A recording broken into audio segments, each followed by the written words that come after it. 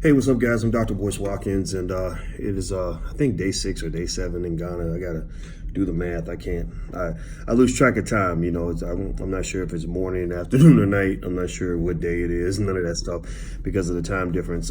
They're about 6 hours ahead, so it is 8:05 here, which means that I'm supposed to be asleep, but it's all good. My body's adjusting a little bit, and it's been a pretty cool and amazing trip. I want to give you guys some updates on the trip to Ghana. Let's see. First thing is, every day is great as far as weather. It's been probably 85 to 90 degrees every day, and it's funny because I talked to Alicia, my fiance, back at home in Chicago, and she tells me that every day is like 15 degrees. So being here in the wonderful weather is pretty cool. I'm wondering how my body's going to adjust when I get back home. But let's see. Also, yesterday we went by the president's office, the president of Ghana, and he was going to meet us. We were a few minutes away from having our meeting, and he got called away. He had to go meet with I think the president of Tanzania. No, sorry, not Tanzania, Guinea. The president of Guinea came into town or something. I don't know. And so we ended up not being able to do the meeting. I think we're going to do another meeting a little bit later. We did meet a king, a tribal king on the Cape Coast. Which was very interesting. He had a big council and was very formal.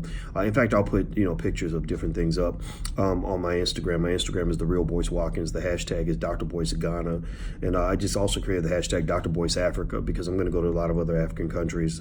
I've been to South Africa, Botswana, and Nigeria, but I feel that I need to learn more about the diaspora in general in different African countries.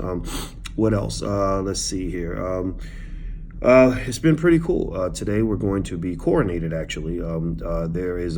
They've actually created the diaspora royal family, and the economic king of the diaspora royal family is going to be Michael V. Roberts, who is the black billionaire. You've seen him come on our channel. He's a very nice guy, a brilliant guy. He brought his son, Michael V. Roberts Jr., and they own a lot of hotels, and they're in telecommunications and stuff like that. And I think he's a great choice because he's a great guy and he's very smart, and obviously, he has some financial power to back up that intelligence. And also, Pastor Jamal Bryant is here. He's going to be the spiritual king, which is going to be cool.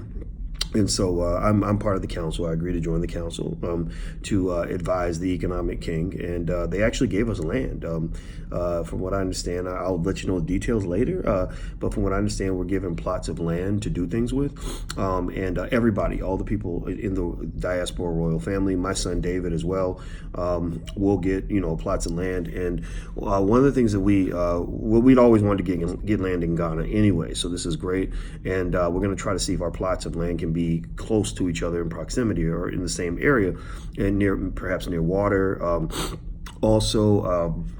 There's some really cool development ideas being flushed around. I'll share more of that, once the team agrees that this is something we can share with everybody. But I'd really like to, partner with some people on ways to, see Ghana as kind of an add-on hub for Black people in the diaspora to connect and to build. I know that there's a lot of this debate right now about where Africa fits into our role as descendants of slaves. I think that Africa should be a very important part of a global economic power strategy, and a global economic and political power strategy, because they're all connected, right? And I think that isolating Africa or somehow thinking Africa has nothing to do with us, I don't know if I want my whole world to be reduced to America and Donald Trump. It doesn't mean that we don't have rights in America, but I have rights in Ghana too. I have rights in all parts of Africa, and I want to have rights everywhere. And there's a difference between expanding globally and doing trade in China versus Africa, or Latin America versus Africa. When I go to Latin America, the people are nice, but those aren't exactly my people. Exactly, they do have African roots like I do, but they speak Spanish. I don't connect with that so well. When I go to China, I fit in. People not like me. I like them, but I'm not Chinese. They're not going to treat me the same as they would a Chinaman. Ghana, I come here, everybody's energy is, hey brother, welcome home. You're just like us. The people here are super nice. It's something very different from what we're used to as African Americans. I think as African Americans, we're kind of used to being kicked around and isolated and being the only one and being mistreated. You don't get that here. I just haven't seen it. I'm sure there's somebody in Ghana that would kick my ass if he had the opportunity, but I ain't met that guy yet. I just will tell you, it's the love is off the chain, man. So building here economically actually integrates into our global strategy. We have Boyce Watkins Enterprises and Boyce Watkins Films, where we're making the film The Black Love Blueprint. I just signed a deal with Tierra KJ Williams back in Dallas to shoot another installment of The Black Love Blueprint. We're making film deals all the time. We've got another film called Reparations that we're going to release on a Black movie night very, very soon. We've got the Black Business School, which we're going to approach 100,000 students this year. You should support, or don't support yourself. Don't think of it as supporting us. Support yourself by going to theblackbusinessschool.com, that's theblackbusinessschool.com, where we want to open, and you can get started for free, by the way. You don't have to come in with money. It's okay. Don't let your economic situation stop you from improving your situation. Don't let your current situation stop you from pursuing your future situation. You got that? I hope you're hearing me. The other thing I'll tell you is we met some young brothers. This is the last little interesting discovery we made. We met some young brothers, right? So these young brothers were, they were trying to sell us things. You go places, people want to sell you shit, right? And it's okay. It's not a big deal. And they were very persistent. Following us around and, hey, would you like this? Would you like that? And at first, part of it, I'm not gonna lie with you, part of it is like, damn, man, like, okay, calm down. Or you buy something and you think it's gonna make it go away. No, it makes it worse, because then they're like, oh, we got a customer here. We got somebody that don't buy things, so we're gonna keep going at him. Well, which is actually an important business strategy. Once you find a customer, it's easier to go to repeat customers than it is to go acquire a new customer. That's actually a business school theory. They didn't go to business school to learn this, but they clearly understood this idea. So long story short, I watched these brothers and I said, these guys, they're sharp, they're young, they're strong, they're just on point. I said, I wish the people I worked with back in the States had this kind of determination. And I sent my son's 26, and he went to go talk to the guys, hang out with them. My son loves to kind of mix it up. And he comes back and gives me the information in terms of what they do and how they operate. And these young guys, they make quality products. Like, this is not cheap stuff. They're not selling you buckets of air or pieces of paper. They're selling you these beautiful, these beautiful attire and paintings and all these other things. And their customer service was off the chain. Like, they followed up with us repeatedly. They got my WhatsApp information. The guy was hitting me up for a follow-up sale on WhatsApp. So they had access to the technology. They have access to digital payments. I said, can they ship? Can you ship to us in the States? They said, yeah, absolutely. And so we made a deal. We got the brothers together and I said, you know what? I hate the fact that these guys have to come out here in this hot ass sun and really push their products in such a desperate kind of way. Because desperation, you got to go through some things to get to the point where you're that hungry for a sale. And I said, why don't we figure out a way that these brothers can make money at home? And so I said, if they're willing to work with us and give us a deal, a wholesale deal, these are products that actually I think people in the States would be interested in. So we made a deal. Established a trade relationship with these young guys, and I tell you what, one of the things I have a great passion for is creating opportunities that allow for win-win situations where we're able to tap into the multi-trillion-dollar labor force that exists amongst young Black people. Check this out. Africa has one of the youngest populations on the entire planet. The continent of Africa, everybody knows about the oil, everybody knows about the gold, everybody knows about the diamonds, but I don't believe that's Africa's greatest resource. I really believe that its greatest resource is the human capital that exists with its young people. There's so many young people in Africa. Asia's getting old. Europe is getting old. Africa owns the future. All we need are creative avenues through which we can actually coordinate through the diaspora. Remember, African Americans benefit here too, right? Africa becomes a supply base, a supplier for your products, and you're not going to China to get all your shit. You should be getting it from your people, right? So everybody wins. Trade. Here's the thing. I don't want anybody to ever think that trading with Africa is just a big bowl of charity. It ain't just like, oh, we're gonna go help the Africans and we're gonna suffer and we're gonna take away what we got. No. Here's what's happening. Number one, we're redirecting black dollars. You give the bulk of your money away to white people.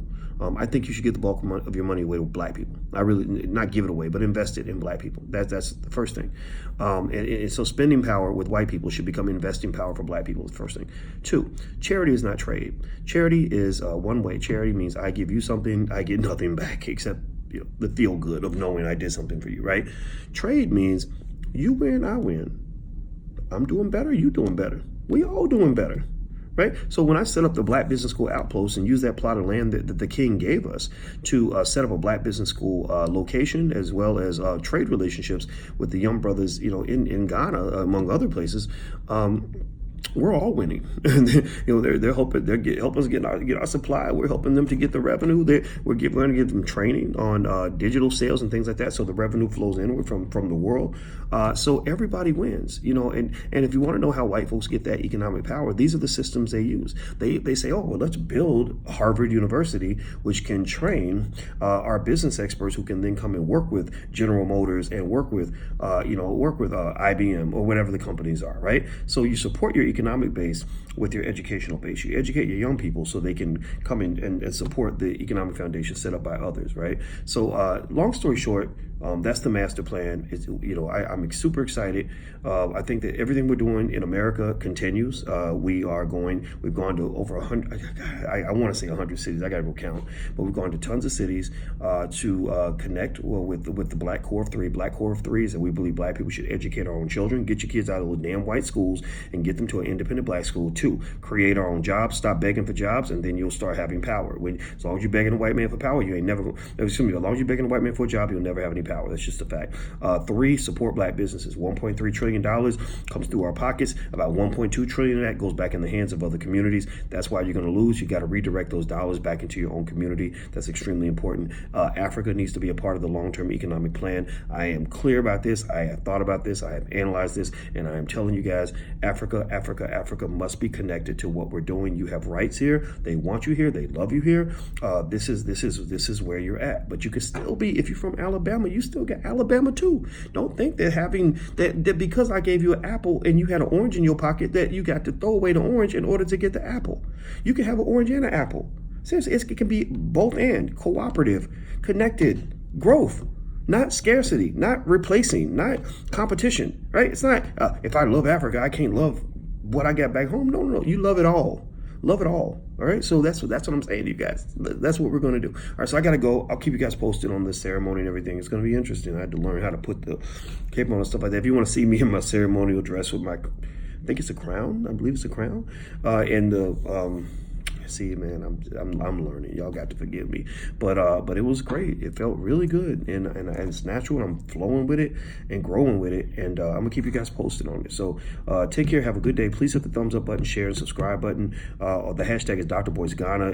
And also Dr. Boyce Africa. Those are two hashtags we're going to use for this these long-term projects. And then lastly, if you want to support our growth in Black media, we're building the Black Financial Channel. We're now 4 times bigger than Black Enterprise, so we're killing the game. Well, almost 4 times bigger, about 3.5 times bigger.